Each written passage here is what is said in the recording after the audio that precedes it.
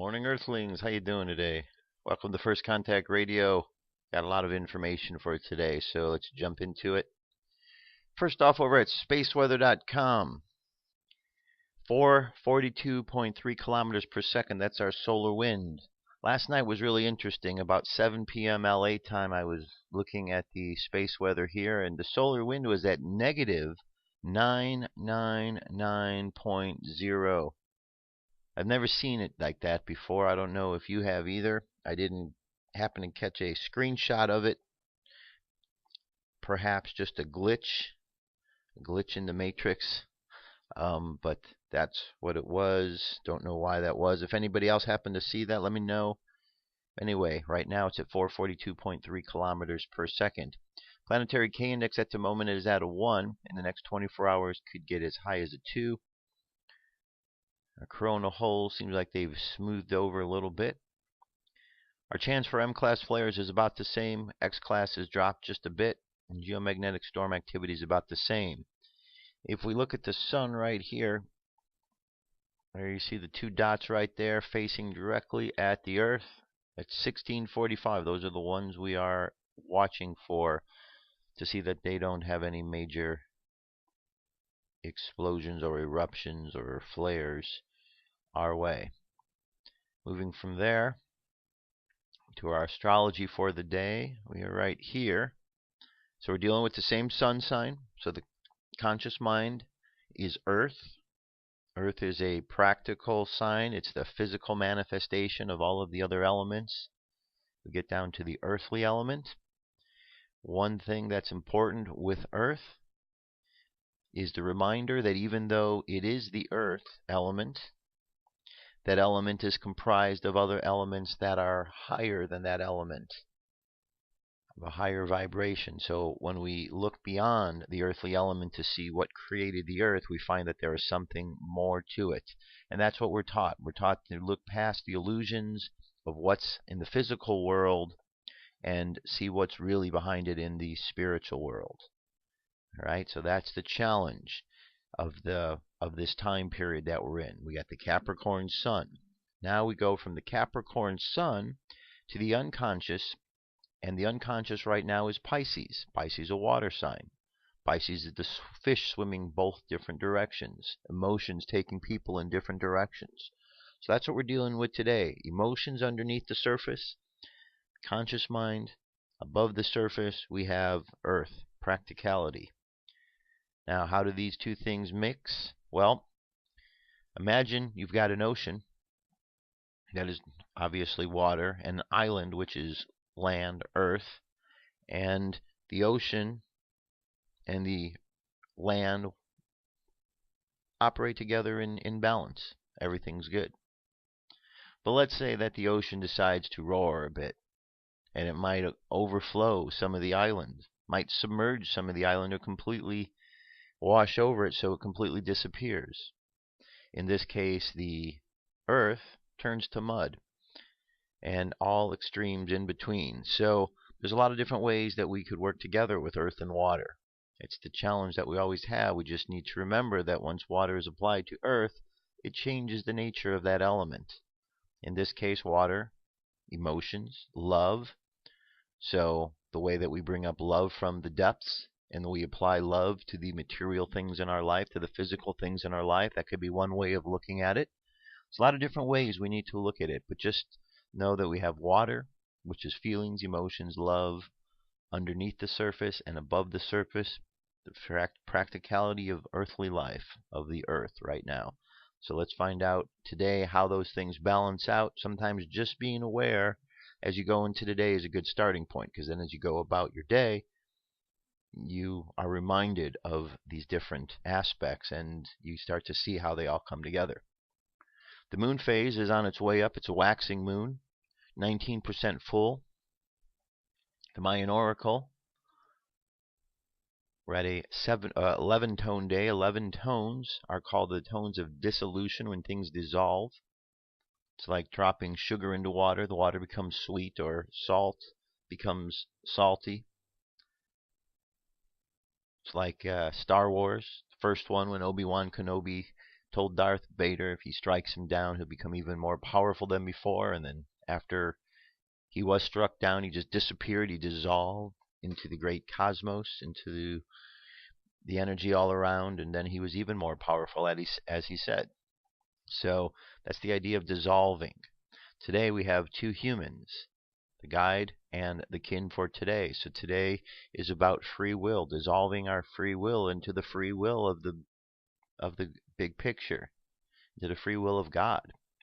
The phrase for today is I dissolve in order to influence, releasing wisdom. I seal the process of free will with the spectral tone of liberation. I am guided by my own power doubled. All right. So on the Gregorian calendar, today is the 15th day of January, 2013.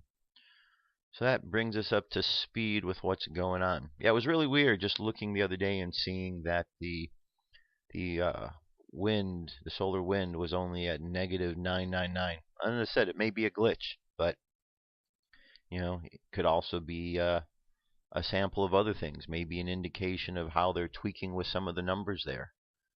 Because we do find reports from that contradict each other on what the wind is at different points in time and what the different readings are. So that's a possibility as well.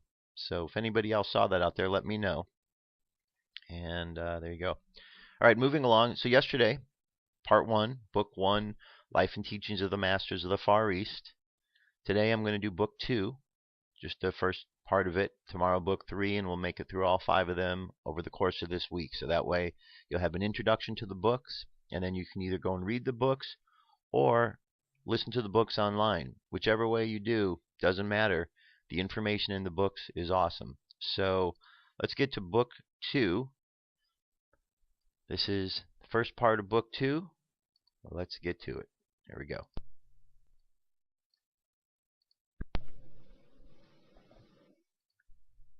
I am reading the second book of the series of books called The Life and Teachings of the Masters of the Far East.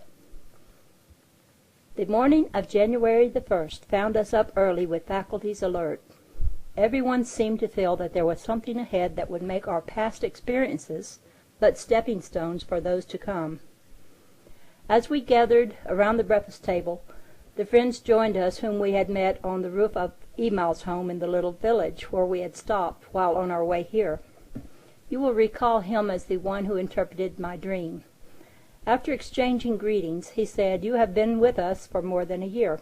You have traveled with us and lived among us and shared our lives, and you no doubt have confidence in us. As you will be with us until April or May, I have come to invite you to go to the Temple of the Great Tall Cross, which you have observed is cut in the rock of the cliff just outside the village." We found afterwards that the rooms of this temple were cut from the rock that formed a perpendicular cliff over 600 feet high. The opening that formed the rooms were cut deep enough into the walls so that all walls were of rock. Wherever it was necessary to place windows to admit light and air, openings had been cut through the outer wall of the cliff which faced south. The openings for the windows were about 8 feet square, and each room had 2 openings except the first or lower room. This room had only one opening, which communicated with a large crevice that was worn in the rock wall just east of the temple. When the rooms of the temple were cut from the rock, this room had no opening other than the entrance, which was from a tunnel cut from the solid rock and terminating in the crevice mentioned. The opening for the window was put in later. Originally, the entrance to the tunnel was hidden under a great boulder, which was one of a mass that had fallen from the sides of the cliff and lodged on a projecting shelf, and this boulder had been so arranged that it could be dropped into place from the passageway. When in place, it could not be moved from the outside. The only way of reaching this shelf was by a ladder about 50 feet long that could be raised or lowered from above. The openings that served as windows were fitted with great flat stones that fitted into grooves at the bottom so that they could be slid into place. When they were in place, there was to one standing in the village no appearance of an opening. We were told that the construction was resorted to for protection from the marauding bands that infested the country further north. These bands at times came as far south as this village. The village had been destroyed a number of times, but the people had not been harmed, as they could take refuge in the temple.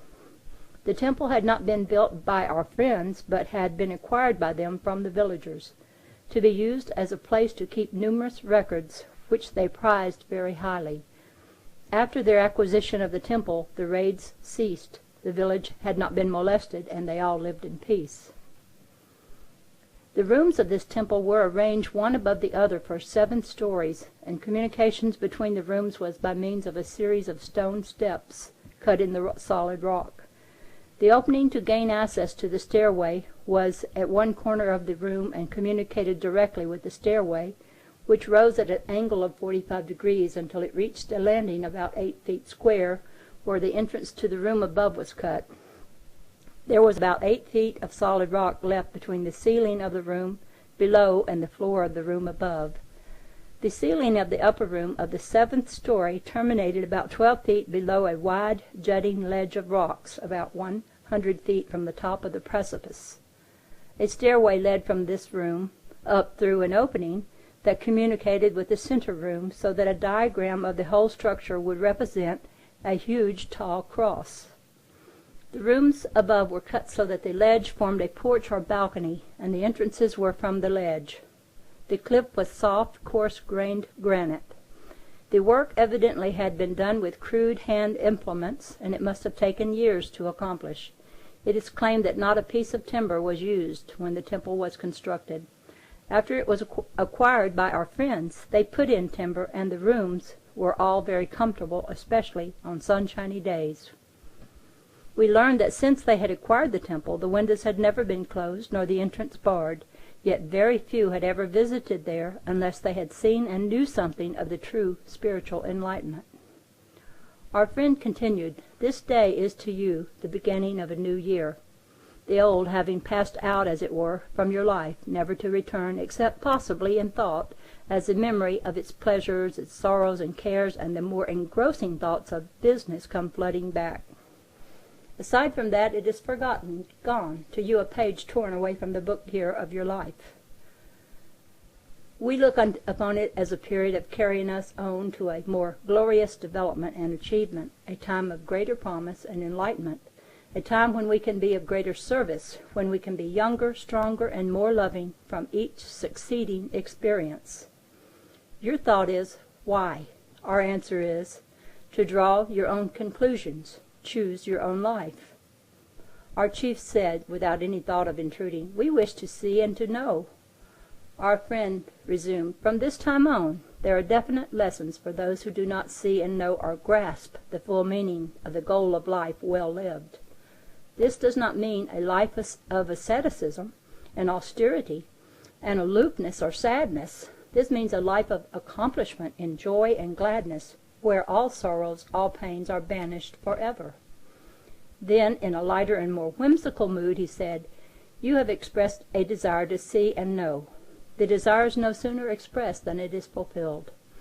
The thought expressed in a verse in your Bible comes to me as I look over this assembly.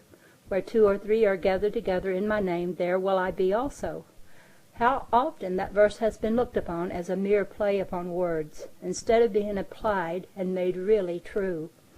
The great error you have made with Jesus' teachings is, you have consigned them to the dim and misty past, looking upon them as mythical and mystical, pointing to something that may be gained after death, instead of knowing that they can be applied in the daily lives of all, right here and now, if you only will. We wish it to be understood that we are not putting forth the claim that Jesus, as the Christ, represented a plane or condition of life in his own realization that had not been brought forth to a greater or lesser degree by a great many seers and prophets of other times and peoples. We wish to emphasize his life because that life is the one you can understand more fully. The specific reference to his own life can have but one purpose and meaning, and that was the faith-inspiring fact that his life and experience was the living demonstration of his teachings. The speculative dogma of vicarious atonement, which has biased Christian thought for centuries, cannot be charged to the author of the Sermon on the Mount or the parable of the prodigal son. The leaders of Christian thought have diverted the followers of Jesus and his teachings from their practical application and the study of the God power. They have taught them to look upon his teachings as the experiences of the apostles after his time, instead of teaching them that the law upon which these teachings were based was an exact science which could be understood and experienced in the lives of all. The Orientals have made the scientific phase of their religion the supreme object of their study and attainment. In this they have gone to the other extreme. In this way both have consigned their religion to the realm of the miraculous and supernatural. The one has become absorbed in the holy ethical, while the other has become absorbed in the scientific side only. Thus both have shut out the spirituality. The monastic life of retirement, asceticism, and seclusion from the world, whether in Buddhistic or Christian monasteries, is neither a necessity, nor is it the true method of attaining spiritual enlightenment, nor the realization of the perfect life of wisdom and power as brought forth by Jesus.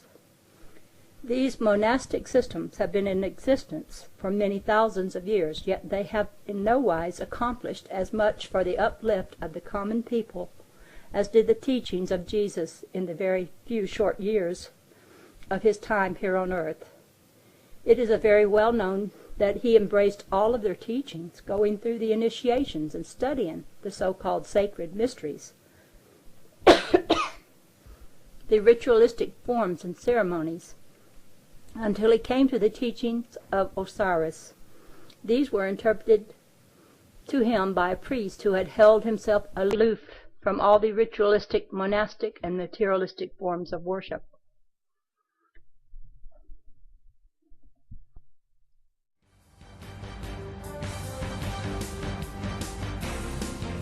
This is the UFO News with Joshua Poet.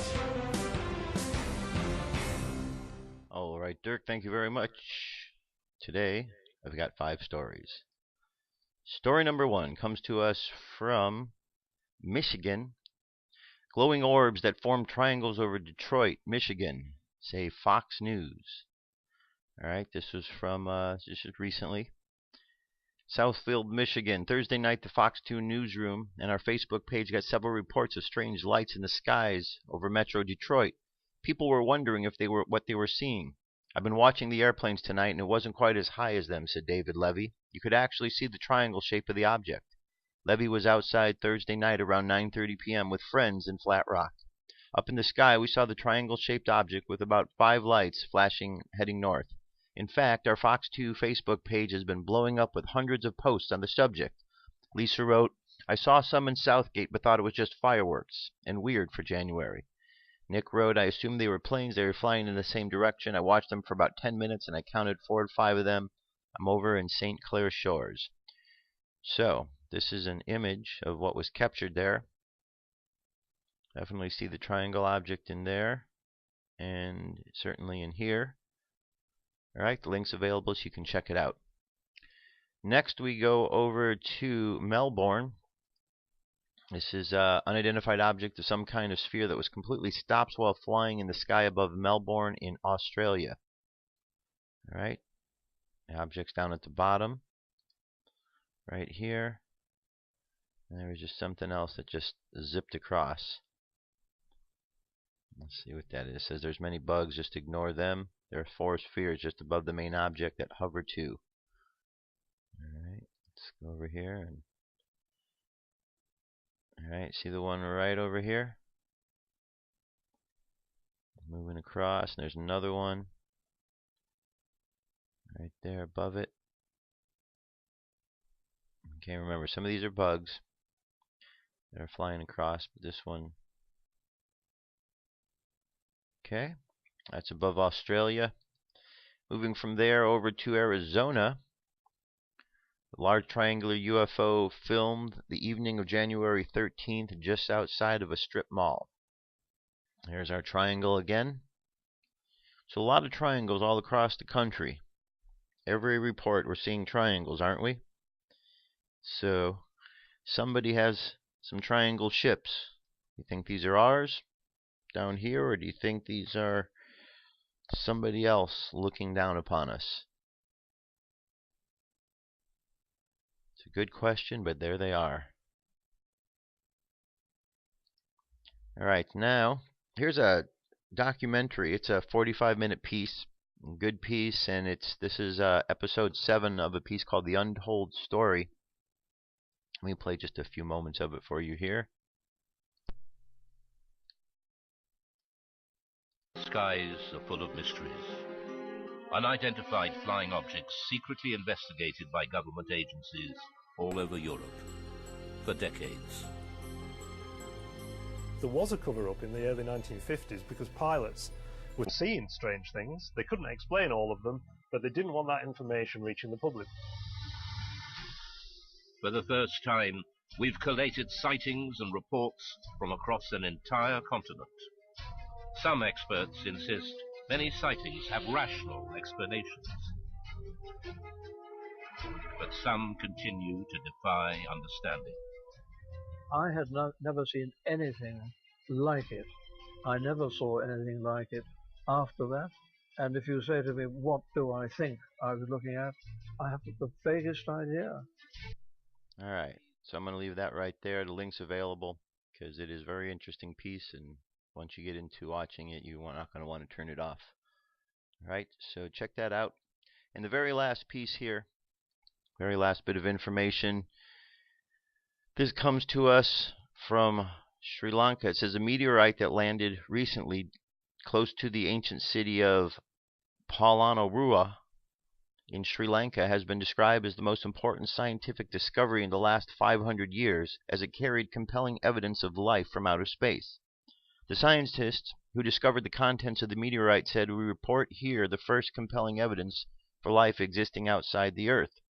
Following extensive lab work in the United Kingdom and Sri Lanka, 4 scientists in a paper said, "We report the discovery for the first time of fossilized diatoms in carbonaceous meteorite that fell on 29 December 2012. Diatoms are a variety of algae." They very firmly said contamination, a hazard scientists face when examining things fallen from the sky and the ground, is excluded in the meteorite they have named POLONNARUWA. All right, so very interesting indeed. Meteorite with some alien DNA. Remember not too long ago we had the DNA from the Bigfoot? Now we got some alien DNA. Pretty soon, sort of building up to pretty soon, the DNA is actually attached to a whole creature, a whole being. Anyway, that's our UFO news for today. Stay tuned. I've got a lot of good news. I'm going to be right back momentarily. Here we go. What if our government was responsible for some of the greatest crimes against this nation? Would you really want to know? These are big questions, but these questions deserve answers. It's time to demand the truth. People should not be afraid of their governments. Governments should be afraid of them. 9/11 was an inside job. Kennedy was killed by the CIA. Jimmy Carter saw UFO. Answers to secrets you need to know. So wake up, wake up, wake up, wake up. Wake up, wake up, wake up. Wake up, wake up, wake up, wake up. Wake up, wake up, wake up. All right. All right. I just had to do a little bit of that. Okay. We're going to address for a couple of stories here this whole gun control issue that's going on in the world today. It's a big issue, so we can't ignore this. We can't stick our head in the sand and pretend this one doesn't exist, because it does. First thing I want to start off here is a video. Mr. Obama, please, Mr. Obama, put me on the White House kill list is the name of this video, and it's by a candidate from the Constitution Party, David Laurie Vanderbeek. Very, very informative. It's this video itself is 34 minutes. There's another one that he has that's 1 hour and 18, and there's another one that's about 30-some minutes, all filled with a lot of information. I'm going to play just a portion of this, and what I'm going to suggest is that you watch the entire piece. And after you watch the piece, if it intrigues you to go on and watch some of his others, then, you know, I would encourage you to go do that, because a lot of great information here. Not only that, But this guy, David, he's standing up in a way that Americans need to stand up, not showing any fear. So, we're going to get to this first. Here we go. I'm going to play about 5 minutes of it. Let you know what it's about.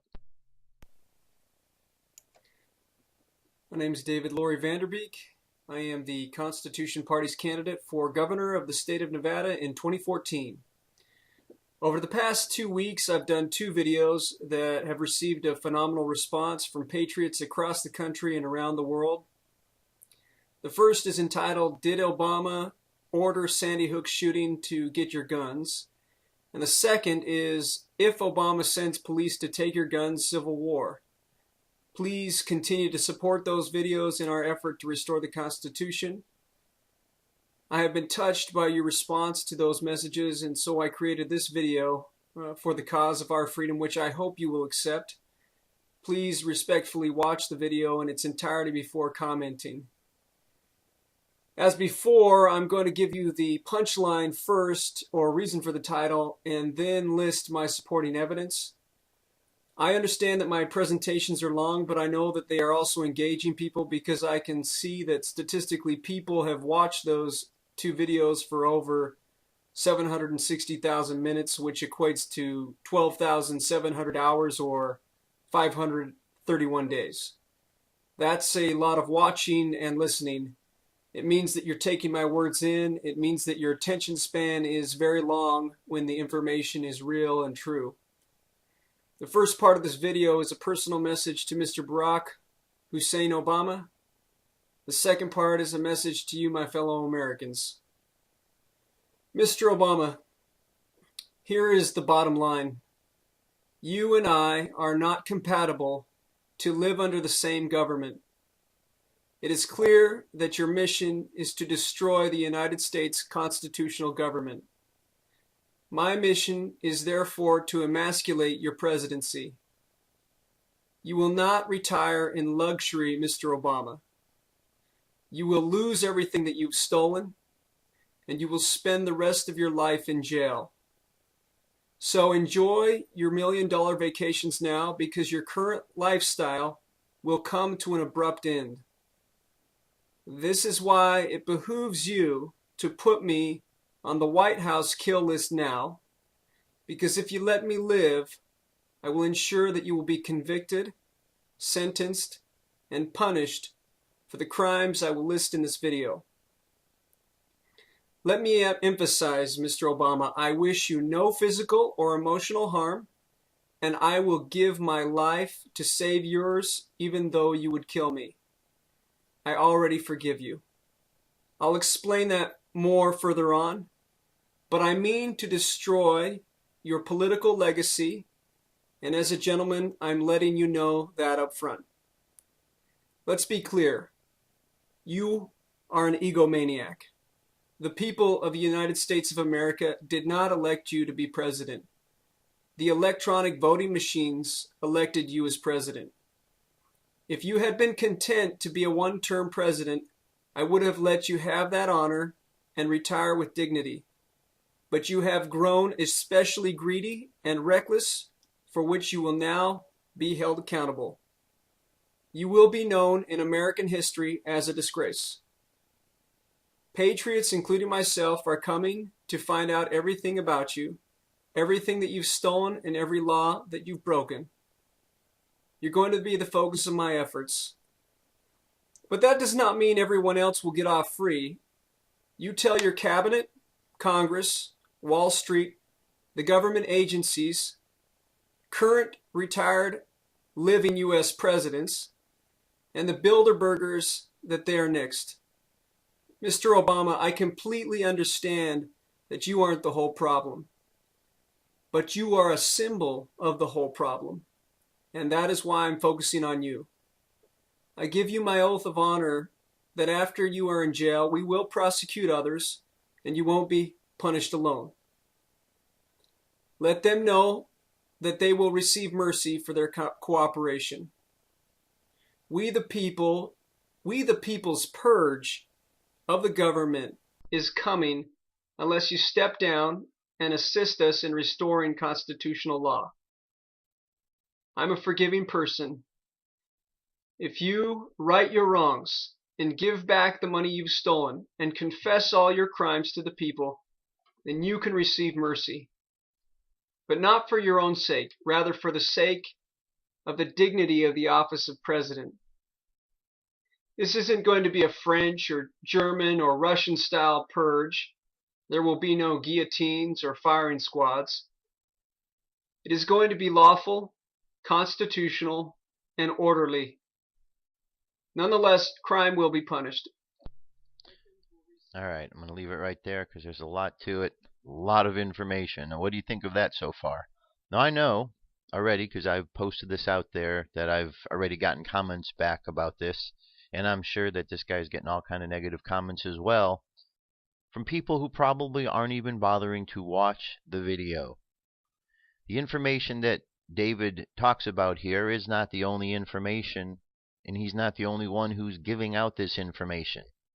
This information is readily available by going on the internet and doing some searches. And you will find that there is a body of evidence, a body of research being done by citizen journalists and citizen researchers that are out there finding information that is being withheld from the public by the media, who seems to care little about what the people really need to know. I highly encourage you to watch this video and any others. If you at the end of the video, you've got links to all of his information, all of the you could see all the different stories he talks about here. Everything. He's got it all linked and attached. A lot of information. And then, of course, if you go to his page, you can go and subscribe to his videos and see what he's all about. All right? First thing. Now, moving right along. These things are all tied together here. Here's a story that comes to us from the big picture. It says more spying on citizens than in Stasi East Germany. In a radio interview, Wall Street reporter Julia Angwin, who's been one of the best at covering surveillance in the United States, made some simple observation that put much of this into context. The U.S. surveillance regime has more data on the average American than the Stasi ever did in East Germans. Indeed, the American government has more information on the average American than Stalin had on Russians, Hitler had on German citizens, or any government has ever had on its people. The American government is collecting and storing virtually every phone call, purchase, email, text message, internet search, social media communication, health information, employment history, travel and student records, and virtually all other information of every American. Some also claim that the government is also using facial recognition software and surveillance cameras to track where everyone is going. Moreover, cell towers track where your phone is at any moment, and the major cell carriers, including Verizon and AT&T, respond to at least 1.3 million law enforcement requests for cell phone locations and other data in 2011. And given that your smartphone routinely sends location information back to Apple or Google, it would be child's play for the government to track your location that way. As the top spy chief of the U.S. National Security Agency explained this week, the American government is collecting some 100 billion, with a B, 1,000 character emails per day and 20 trillion communications of all types per year.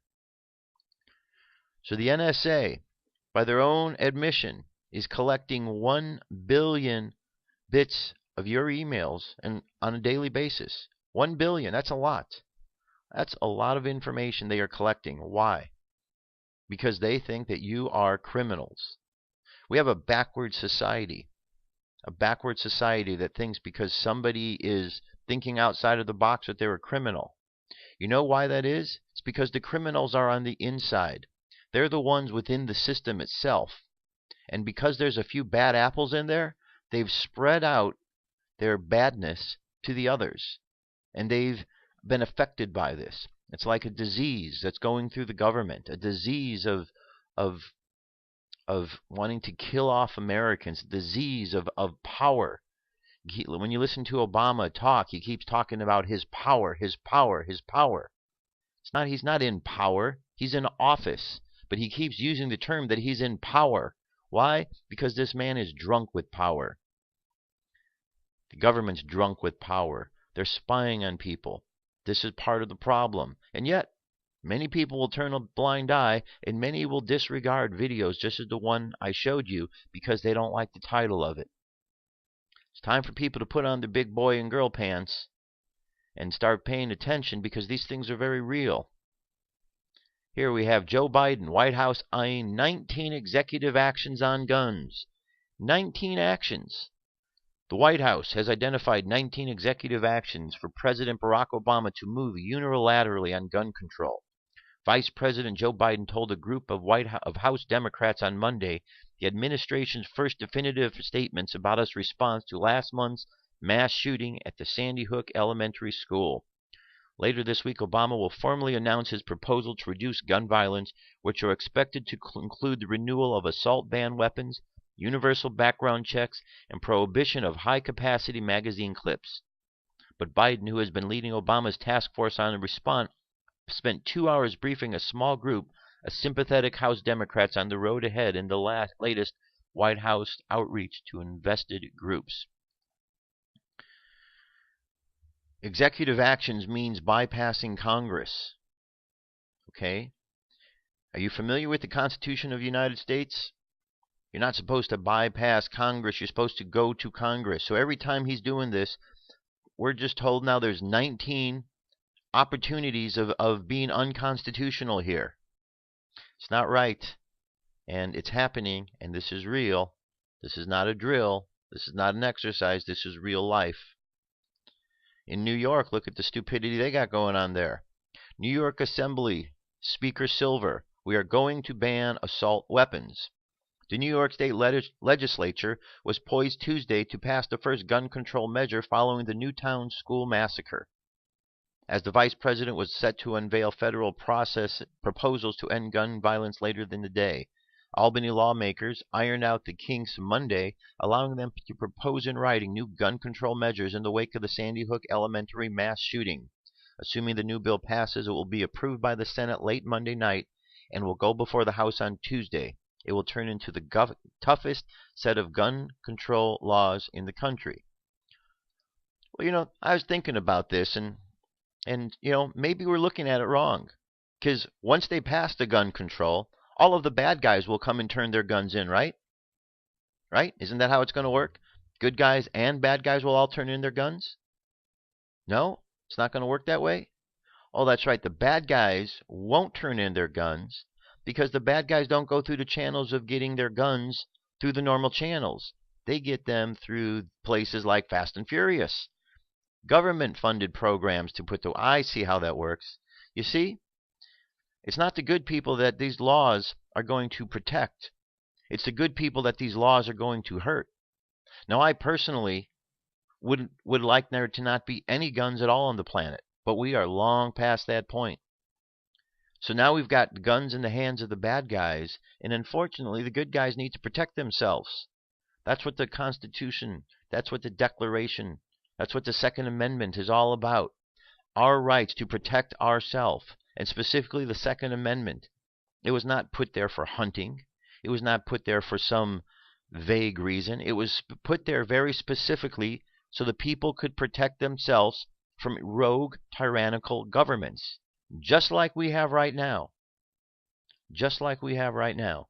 So, people who are out there turning a blind eye to the situation, demonizing anyone who talks about these situations going on with the school shootings, really need to open your eyes, and you really need to wake up, because you're missing the picture here, and you're calling down proposals that you want to have happen on the American people. And I'm telling you, you're going to be really sorry if those proposals happen, because one day it's going to come knocking at your door, the very thing you cried for. And then you're going to really be sorry that that law is in place, because you're going to find that even though you supported it, no one's going to come support you when the time comes. No one from the government.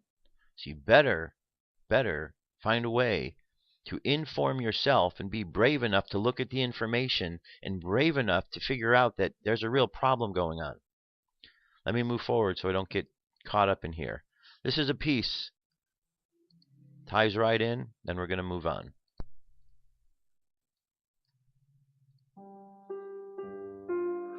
On February 27, 1933, Germany's Reichstag building was set on fire. Hitler used this event as a pretext to pass the Enabling Act, which essentially nullified the German constitution and gave Hitler unfettered dictatorial power. Though the fire was blamed on a mentally ill communist who was subsequently put to death, in 1946, German diplomat, intelligence officer, and former member of the Gestapo Hans Gasivius stated that the fire was actually started by the Nazis themselves. Hitler wasted no time putting the Enabling Act into motion, rounding up political dissidents, shutting down journalists, consolidating his power domestically. In August of 1938, German authorities began expelling Jews of Polish descent. The majority of the deportees were rejected at the Polish border and were sent back across the river into Germany. This continued for days with the refugees marching in the pouring rain without food or shelter between the two borders. The conditions were so bad that some tried to escape back into Germany and were shot. On November 7, 1938, Herschel Greenspan, a Jew of Polish descent whose family was among those deported, walked into a German embassy and shot an officer. On November 9th, Joseph Goebbels, Hitler's propaganda minister, used this event to incite the Night of Broken Glass, or Kristallnacht, during which thousands of Jewish businesses and synagogues were ransacked, and thousands of Jews were rounded up to later be sent to concentration camps. On November the 11th, 1938, the Minister of the Interior, Wilhelm Frick, passed the regulations against Jews' possessions of weapons, stripping the Jews of the right to possess firearms or other weapons. The application of this new law was greatly facilitated by the 1928 Law on Firearms and Ammunition, which had mandated comprehensive gun registration and had already greatly restricted citizens' right to access weapons. Once the Jews were disarmed, there were no further barriers to prevent the genocide that was to follow. People have the tendency to look at history in isolation, not seeing how it connects to events that are unfolding right now. The possibility of a government like Hitler's rising to power in America seems far-fetched in such a context, but such short-sightedness is extremely dangerous. In 2001, America had its Reichstag event, which brought us the Patriot Act, which is essentially the Enabling Act, painted in red, white, and blue. The NDAA of 2012 and 2013, which was signed by Obama, reinforced the Patriot Act, making it much less likely to be revoked anytime in the near future. Hitler rose to power during a time of extreme economic instability. Such periods always facilitate the rise of violent demagogues. The United States is in the early stages of a much more serious economic crisis, one that will make the Great Depression pale in comparison. As this situation progresses, you can rest assured that the Patriot Act and the NDAA are going to start being used more and more. They didn't go to all the trouble of writing those laws for nothing, and they certainly didn't write it to protect the American people from Arab terrorists. The US government uses terrorists to justify taking away your freedom. Hitler used communists. There's one last obstacle blocking anyone seeking to impose an overt military dictatorship in the United States, and that's the fact that the American people are an armed people, and a large percentage of them intend to stay that way, even if it means having to fight for it. Often people make the argument that weapons owned by the American public, such as semi-automatic rifles, pistols, and shotguns, would be useless against the technology possessed by the US military. This is true. However, in such a conflict, the targets wouldn't be military at all. The targets would be the political leaders and the financial oligarchs which created the situation. It's one thing for these guys to start wars with countries who can't defend themselves in the Middle East. It's another thing entirely when you have a guerrilla insurgency in your own neighborhood. If you're coming from the left, you may not understand the intense reactions you're seeing coming from gun owners as you start talking about disarming them. I know a lot of you think they're crazy, and I'm sure some of you think that they're bluffing. One thing I can assure you is that they're not bluffing. If the government attempts to confiscate guns or enforce universal gun registration, there will be bloodshed. And what you need to understand is that there's a large contingency of police and military which are not going to go along with this. It's worth noting that the vast majority of police and military identify themselves as conservatives, and they strongly support the Second Amendment. Already there are sheriffs, soldiers, and highly motivated, well-armed civilians publicly drawing their line in the sand. This is not the kind of situation you want to take lightly. If America goes down this road, people are going to die. And this is especially ridiculous when you look at the facts surrounding these weapons in context. Semi-automatic rifles are involved in less murders each year than hammers, crowbars, and other blunt objects. And to act like the US government actually cares about stopping civilian deaths is ridiculous. Look at what they're doing in the Middle East. They're killing men, women, and children every day. And then they'll tell you that the US government wants to keep guns out of the hands of criminals. Then why was it that the ATF recently got caught selling weapons directly to the Mexican mafia? Google Operation Fast and Furious. I dare you. Listen, they're going to feed you these kinds of excuses because that's what you want to hear. But the real reason they're going to go for the guns is because they want absolute power. And if the public is disarmed, that's what they'll have. Think about the police brutality that you saw during the Occupy protest. Now imagine that these protests are a little bit more intense because people are actually starting to go hungry. And once again, they start doing mass arrests like we've seen before. But this time, people disappear and they don't come back. Now this happens over and over and over again throughout history. You would be insane to think that this couldn't happen in the United States. especially in the current context, especially when you see your government preparing for this kind of situation, especially when they've already passed laws making it legal for the military to disappear civilians like this. And you've been conditioned to believe that this is a question of left versus right, Republican versus Democrat, liberal versus conservative. But when political dissidents start disappearing, you're going to want those conservatives by your side, and you're going to want them to be armed. The difference between a revolution and a genocide is the ability to defend yourself. If you don't see this danger, then you're not paying attention. And even if you aren't, there's a lot of people who are, and they're not going to just lay down and let this happen. Please, America, don't go down this path. We're only going to get one chance to influence how the situation unfolds. So if you agree with the message in this video, please share it with your friends. Share it on Facebook. Share it on Twitter. Get it out to as many people as you can through as many avenues as possible. And if you want more content like this, be sure to subscribe and follow us on Facebook and Twitter, and visit our website at stormcloudsgathering.com.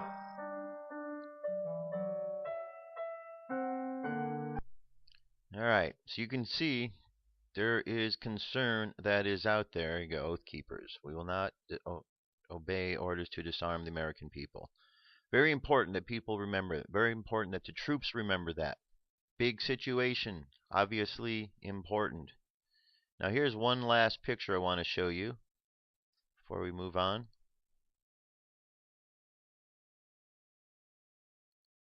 This picture, as you can see, has two types of people in it. Those that are following gun laws and those that are obeying orders. The ones that are obeying orders, you could see they're standing here with guns in their hand. They're troops, just like our military troops, just like the ones that are being trained, the foreign troops being trained in American soil, or the black ops teams that are out there. They're obeying the orders. And down here, look at all the good citizens who are obeying the gun control laws. Good for them, right? Good for them. They believed the gun control laws. They obeyed them, and look at them. They're all laying there sleeping peacefully. It's a good situation, right? Tell you, I only have one response for anybody who thinks this is right.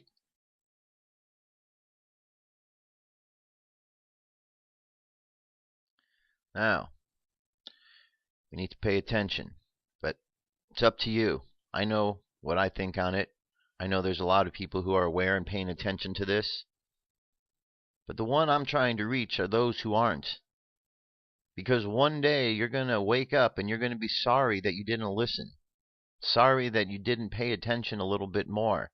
Because you're going to find that some of these problems are at your back door, or your front door, or perhaps at work, or affecting those of your family. Situations really out of control that could be controlled a little bit more by paying attention. So if you're one of those out there who still is uncertain about these things, why don't you do yourself a favor and take a look at history and see that these are lessons that have been repeated over and over and over again. And as long as we don't continue to get the lessons, the more they're going to be repeated. The longer that people do not believe in the false flags that are being done, the more they will bring false flags against the people. It's that simple. Let's move on. Here is the 3-minute news from Suspicious Observers. Good morning, folks. How many ways can we measure change over time, especially to the environment? How do you measure the effectiveness of regrowth efforts? NASA's Landsats have been taking pictures for a very long time, and their time-lapse analysis and information focus on the U.S. Northwest is linked here for you below this video. This is millions of little dots. You've likely seen something like this before and can probably tell it's a map. But you can zoom in much farther than I did. It's every man, woman, and child in the U.S. and Canada as a dot as of the last census. Sun grazing comet update from last night's video. It did indeed die near perihelion, but do you see that small bright burst come out to the left? That's a CME as the comet passed, and it's a welcome home for the Thunderbolts coming off their conference last week. We had a 5.5 quake in southern Alaska near the location of the 7.7 late last year. Australia's weather watch zone yesterday delivered a tornado and major storm conditions. Cyclone Narelle is faded and less concerning than Amang in the central Indian Ocean, set to take off west towards Madagascar. Quick weather learning: Japan is frozen right now, and repeat viewers should recognize where I'm going here. Big lows in the northern hemisphere spin counterclockwise and suck in freezing cold air on the western edge, like this. Oppositely, red high pressure systems push air out in a clockwise motion, you can see that air rushing away from the peak and the helical motion. Looking at the primary active region on the Sun, still decaying, losing all magnetic complexity along with physical form. I know we got some M flares, folks, but this was a truly weak showing for these sunspots. Got another on the southeastern quadrant and some surface activity on the northeastern limb. Pulling up the Bartol, we see cosmic ray density holding steady within normal limits. NASA via the DoD confirms the coronal hole stream impact I mentioned yesterday. These are visible auroras in white over Europe. That stream is waning as you see the speed in yellow coming down from near 600 kilometers per second to under 500, and just in time as our planetary energy flux from yesterday has continued non-stop. There's more to that story as well, with the Earth footprint on the southwest quadrant and an even more beautiful eruption than yesterday's down there. The satellites and endless spirals will be updated in a few hours, but I can tell you now this does appear headed our way. Our bit of luck is that the connection appears to be on the right side of that area while the eruption popped out the back left towards us. Folks, we have today's eruption following this CME set to strike Thursday night, U.S. time. You already know that multiple planetary alignments begin tomorrow, capped by Mercury conjoining the Sun. Even got some dark coronal holes down south. First full day of the earthquake watch on through the weekend. Eyes open. No fear. It's 6:05 a.m. Eastern time, and that's the news. Alright, very good. Alright, so there you go. Something to prepare yourself and be aware of. Now, this one I think is a good one. It's a 10-minute piece. I'm only going to play a few minutes of it. Leave the link so you can watch it all. It's called Know Your Enemy, the New World Order from a Christian Perspective. Let me just get to it and you hear what he has to say.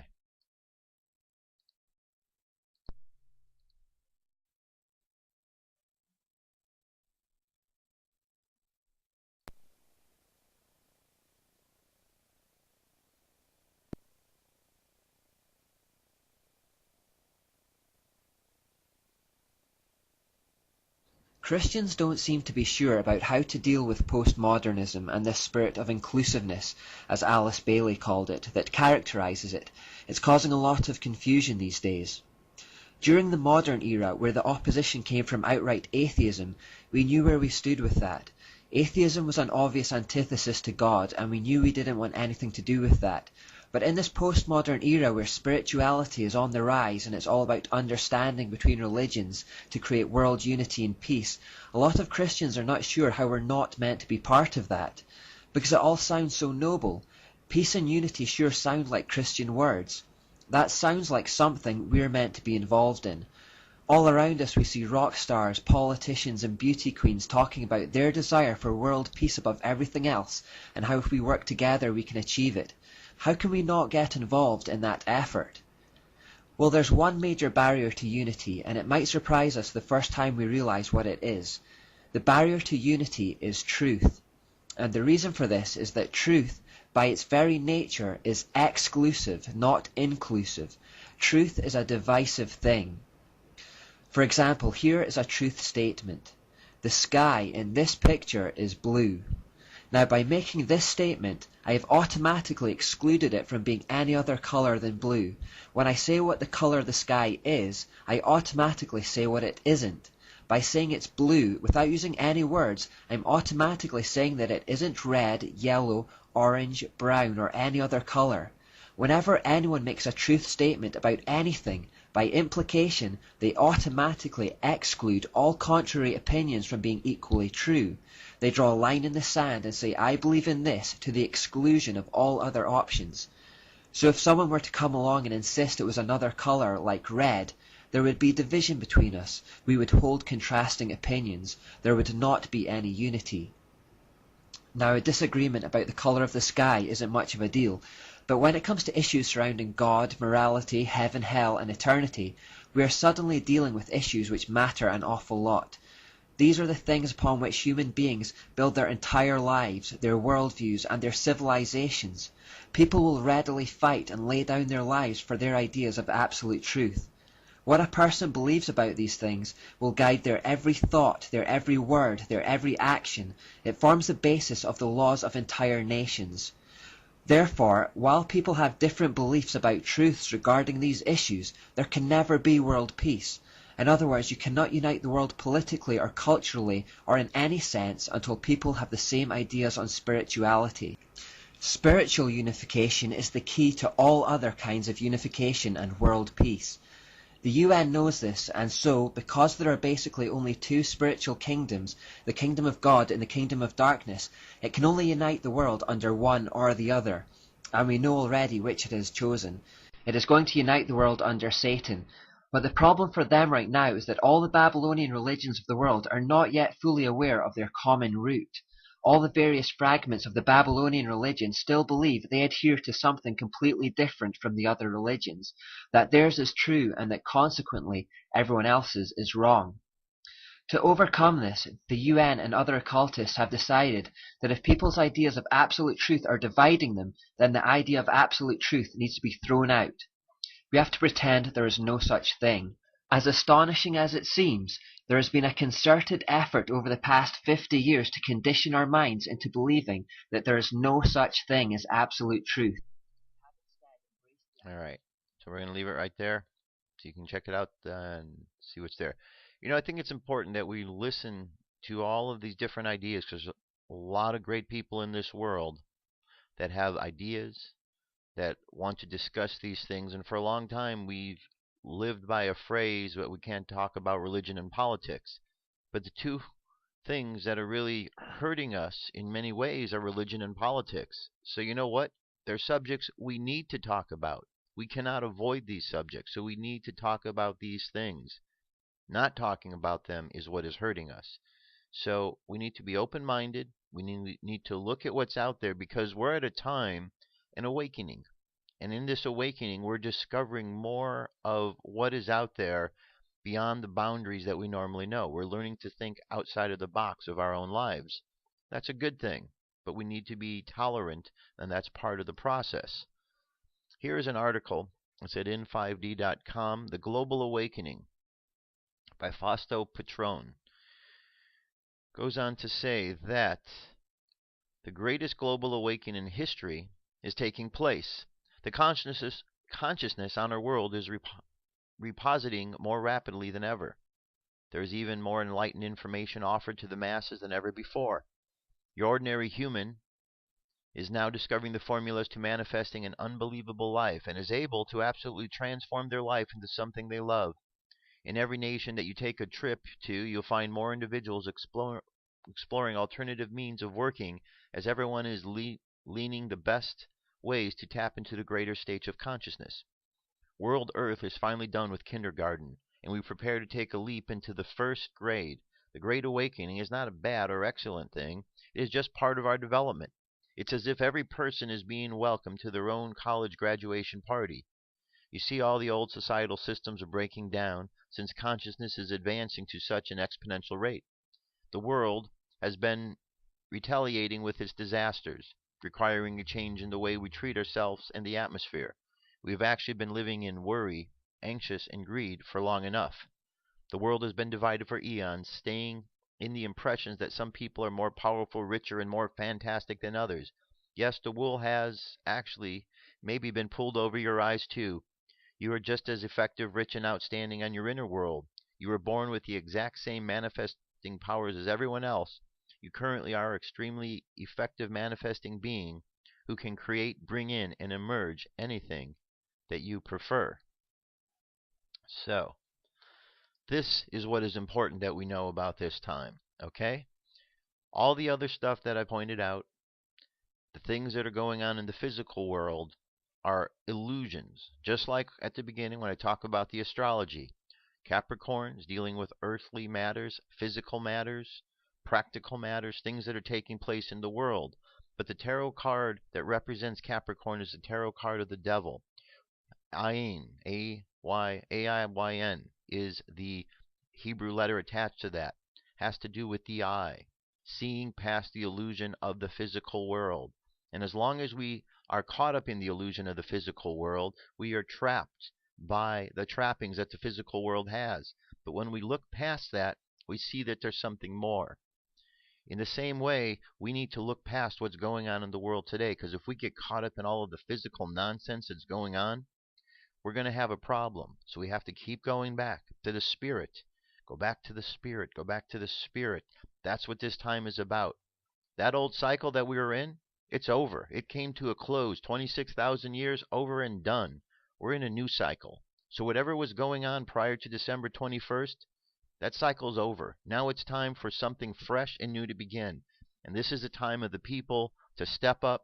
This is the time for the people to become more empowered.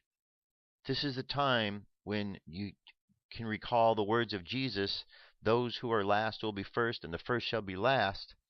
This is the time of great change. It is upon us. We need to take it upon each and every one of ourselves to assist this change in happening. We start with ourselves, and then we radiate that energy outward. That's the process that's taking place. That's the process that happens in the universe. That's the process we are in the midst of right now. So, let's go ahead and close our eyes. Let's do our meditation for today.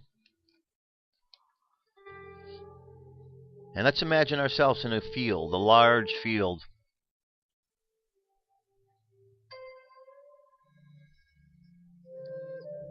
And as you were in that field, you're imagining that all of your chakras are activated from the bottom of the spine up. Red, orange, yellow, green, blue, violet, and indigo. And finally, in bright white light as it continues into the cosmos, take a moment to honor all that is, was, and ever shall be.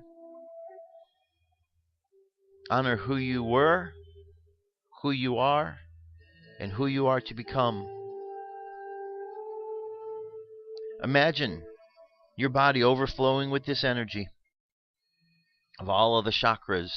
Open. Feel the energy that channels through your body.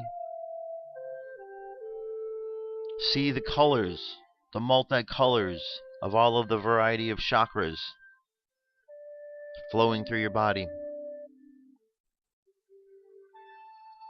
And now imagine that this energy slowly overflows. And as it overflows, notice that the energy around you expands. And imagine it overflowing more, and it expands more. And as you continue to expand your energy out, you see that the energy expands to the point that it surrounds others. And as others step into that field of energy, notice that they are changed. They are changed by the energy that you have put out.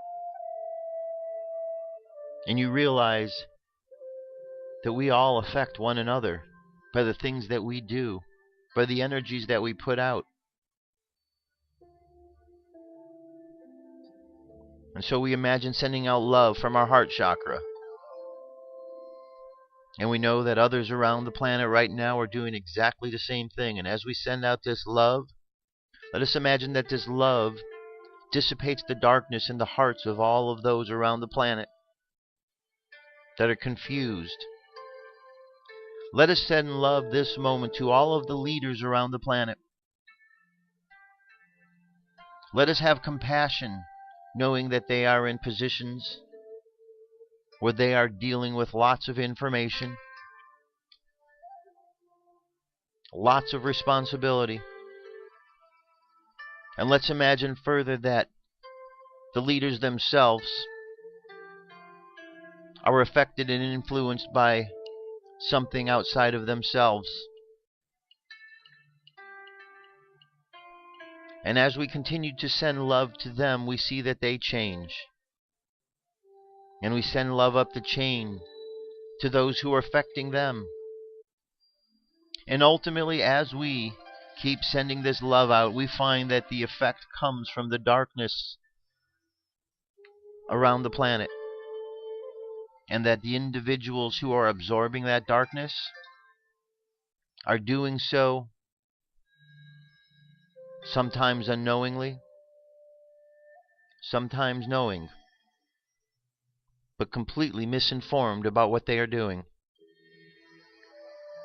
Imagine sending this love all around, and imagine the planet glowing bright as all of the darkness dissipates. And in this light and in this love, let us just imagine the feeling of being on a planet where there is no more hatred, where there is no more greed, no more hunger, no more violence. Imagine what it would be like. Imagine what it can be like. And know, above all else, that this possibility exists right here, right now. Let's imagine that, and let's hold that idea in our heart as we go through the world today. Let us share that energetic idea with others as we travel around the world today. And as our unconscious continues to process that love, send out love, let's bring our conscious mind back to the present moment on the count of 3. 3 coming back to the present moment filled with confidence. 2 coming back to the present moment filled with faith. And 1 coming back to the present moment happy, healthy, and whole. Happy, healthy, and whole.